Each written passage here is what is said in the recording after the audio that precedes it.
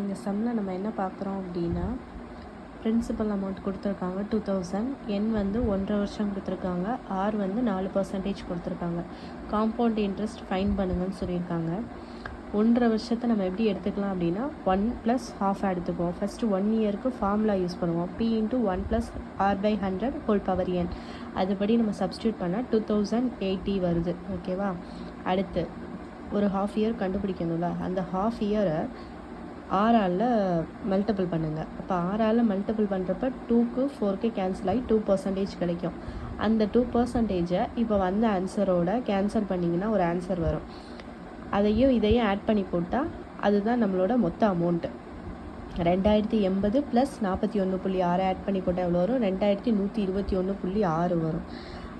நமக்கு கேட்டதுக்கு compound interest. அப்போ அந்த 2000-லேருந்து இதை மைனஸ் பண்ணால் என்ன கிடைக்கும்? 121.6. அதே மாதிரி அடுத்து லைட்டாக ஒரு ட்ரிக்கியான சம்பவம். P வந்து 20,000, அதே மாதிரி R 15%, என் வந்து இங்கே என்ன கொடுத்துருக்காங்க? 2 1/3 கொடுத்துருக்காங்க.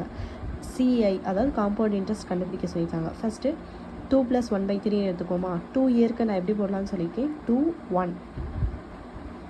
ஓகேவா? 2 1ன்னு போடலாமா? அப்போ அந்த ஃபஸ்ட்டு வந்து 20,000க்கு 15% கண்டுபிடிச்சா 3,000. அந்த 3,000க்கு வந்த 3,000க்கு திருப்பி 15% கண்டுபிடிச்சா 450. இது ரெண்டே ஆட் பண்ணால் எவ்வளோ வருது?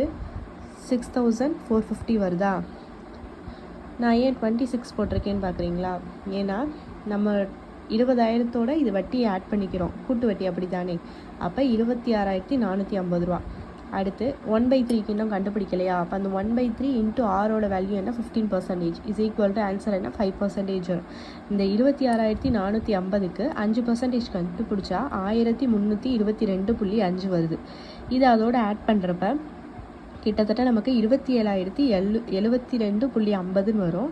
நமக்கு தேவை வட்டி மட்டும்தான். ஸோ அந்த 20,000 கழிச்சிங்க அப்படின்னா 7,772.50.